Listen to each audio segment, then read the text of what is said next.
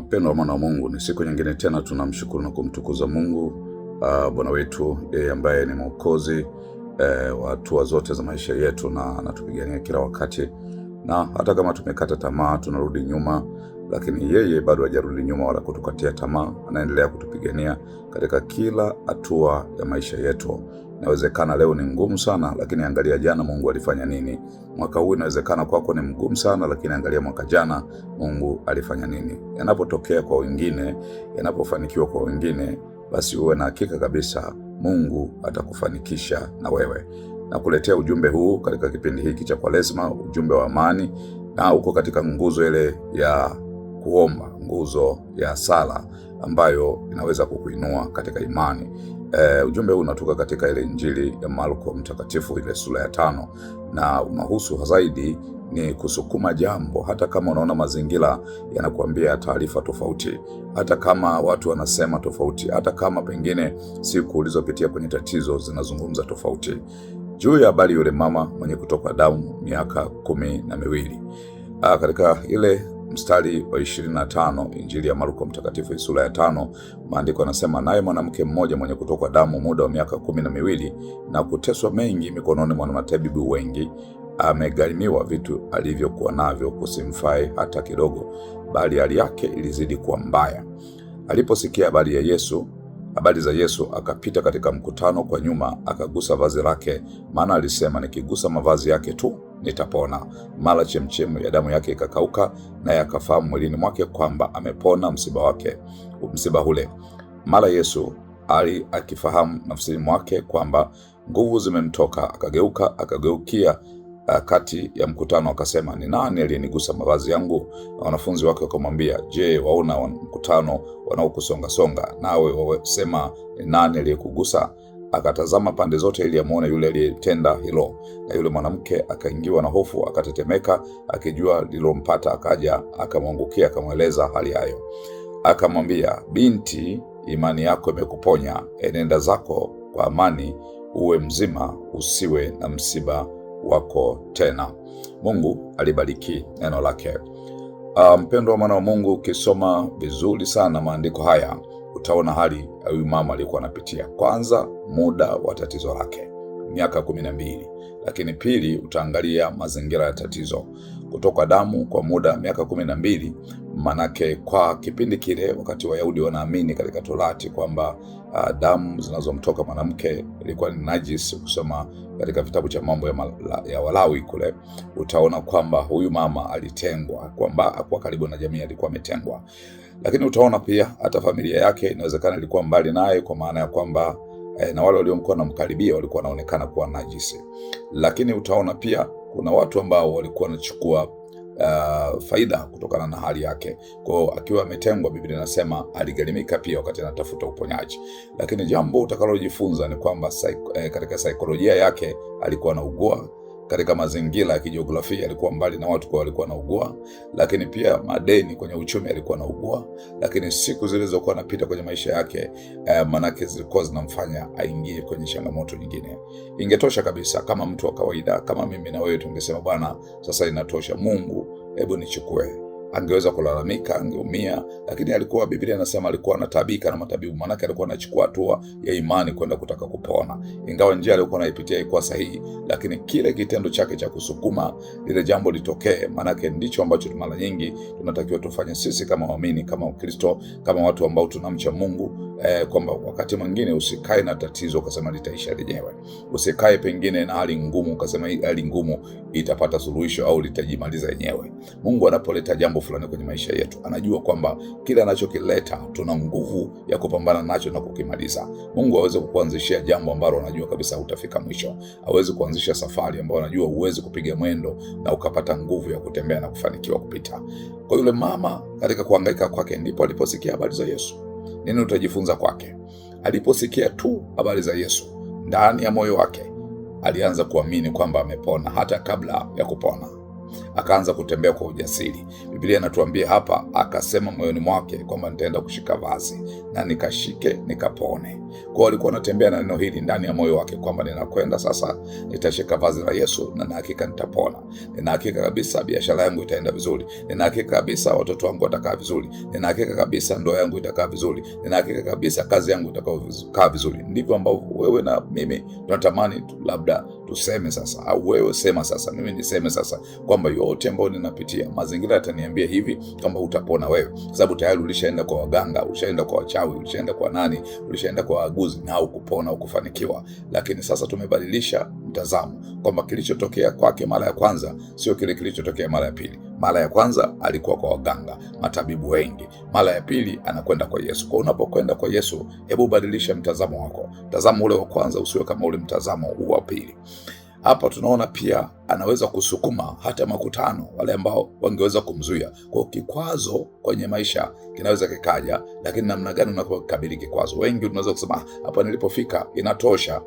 Na angeweza kusema hivyo, na angeweza kukubalika kwa jamii kwamba sababu palikuwa na makutano wengi ambao walimzunguka Yesu na wanafunzi wake. Hata Yesu alipouliza ni nani aliyenigusa, majibu aliyompa yangeweza kabisa kumwonyesha yule mama kweli ingetosha kabisa akae nyumbani, lakini alisukuma ili jambo litokee.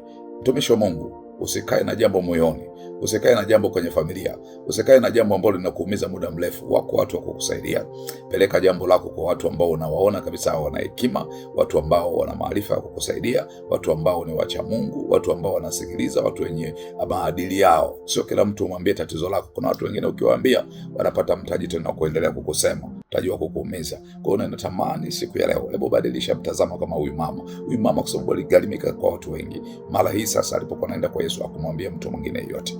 Alienda mwenyewe kwa imani yake, akasema nikigusa vazi tu nina hakika nitapona. Baada ya kutabika kwa mambo mengi, kutabika kwa siku, kutabika kwa fedha, kutabika kwa mazingira, kutabika kwa kuonewa, kuwa mbali na familia, lakini pile damu, maumivu yaliokuwa anayapata. Angalia namna ambavyo pengine hali ile aliyokuwa anapitia kiafya tu, jinsi ilivyokuwa inamtesa. Kwa ukiona teso linaendelea kwenye maisha yako, chukua hatua ya imani, nenda kwenye maombi, funga, sali, tafuta uso wa Mungu, lakini tafuta msaada pia kutoka kwa watumishi wa Mungu. Na mwisho Mungu atakufungulia mlango tu, sababu Mungu anaangalia akili na hatua za mtu mwaminifu. Anasema mtu mwaminifu atakula matunda ya miguu yake, matunda ya kinywa chake, mawazo yake pia, na utathibitika tu na Mungu ataweza kukusaidia. Hapa maandiko yanatuambia alipokwenda, mkutano ulikuwa mkubwa sana ukimsonga Yesu, lakini huyu mwanamke aliweza kupita katikati.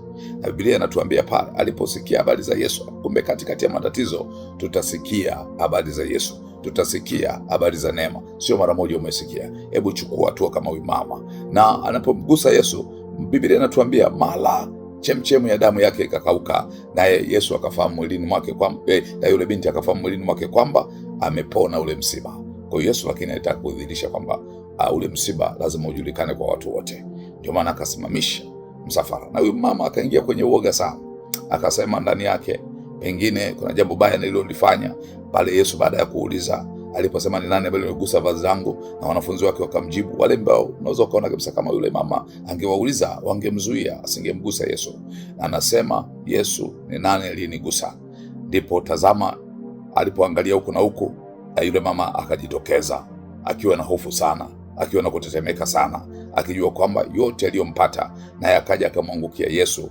Na Yesu kumbe alikuwa anataka yule mama ajulikane kwa watu, ili ukombozi wake sio uwe wa kwake tu. Mungu anapokuponya, Mungu anapokufungua, Mungu anapokubariki, sio kwa ajili yako tu, ni kwa ajili pia ya watu wengine. Kwa yule mama akiwa ametaka kuficha lile jambo, Yesu anataka lijulikane. Kuna watu wengine wanataka mambo yao yasijulikane, yasifanyike kwa ushuhuda. Kumbe ushuhuda wako unainua watu wengine. Ushuhuda wako unatengeneza tafsiri au taswira nzuri kwa watu wengine, ambayo inaweza kukusaidia hata wewe mwenyewe. Lakini hapa Yesu anasema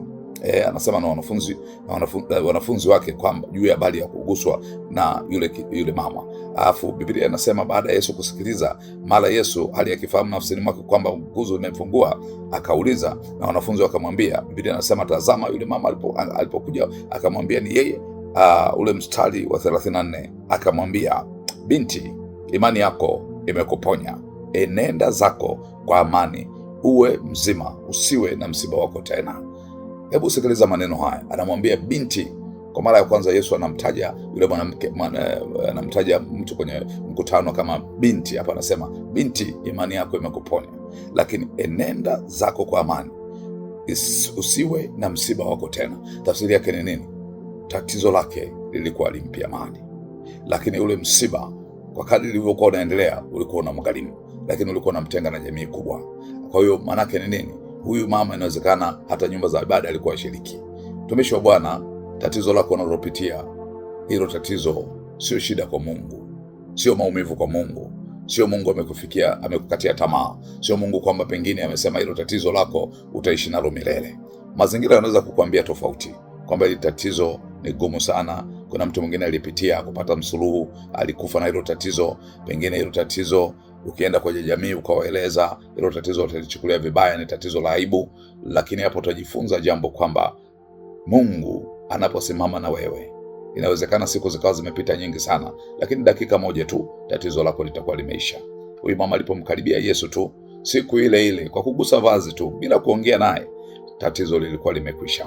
Natamani pale ulipo, katika kuomba kwako, katika kufunga na kusali, Mungu akakukumbuke kama yule mwanamke mwenye kutokwa damu, akamalize msiba wako, akalete amani kwenye familia yako, akalete amani ndani ya moyo wako, lakini usiwe na msiba huo tena. Huyu mama tatizo lile lilikwisha na alikurudi tena kwa neno la Bwana.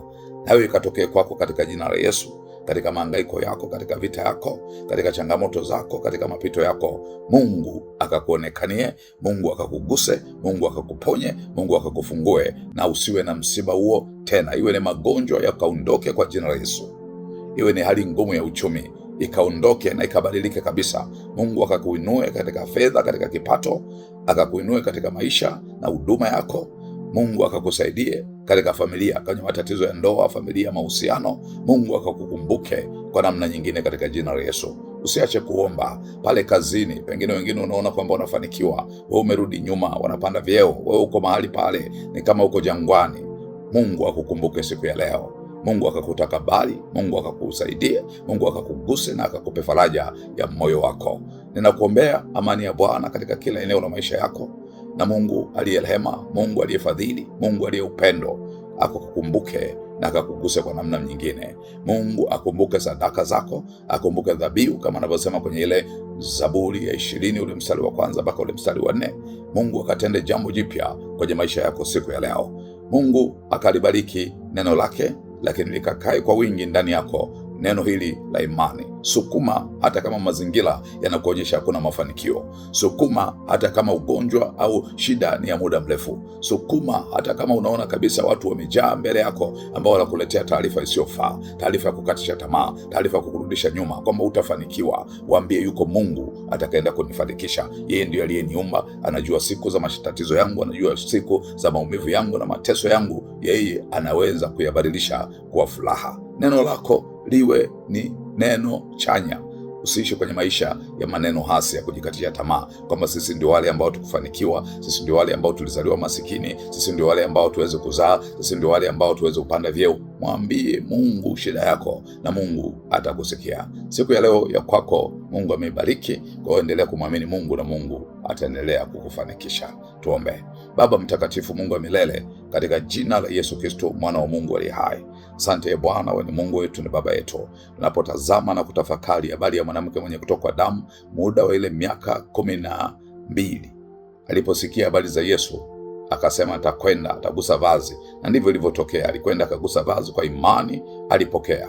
Mungu, tunaomba mioyo yetu ikamwangalie kwa imani hiyo, nasi tutembee kwa ushindi katika dhiki, katika tabu, tukakumwone Yesu, nasi tutakapokaribia tukaguse lile vazi la uponyaji, tukaguse vazi la kufunguliwa na kuinuliwa, na uwezo wa Yesu Kristo ukakae ndani yetu. Tunaita nguvu ya Roho Mtakatifu kwa ajili ya maisha yetu mahali popote pale. Mungu, ninawaombea watumishi wote ambao wanapita kwenye shida mbalimbali siku ya leo. Mkono wako Mungu usiwasahau, wakumbuke na kuwafanikisha, waponye na kuwafadhili. Mungu, tunakushukuru kwa ajili ya jambo lolote lile ambalo umeendelea kutenda. Lihimidiwe na litukuzwe jina lako sasa na wakati wote. Amen.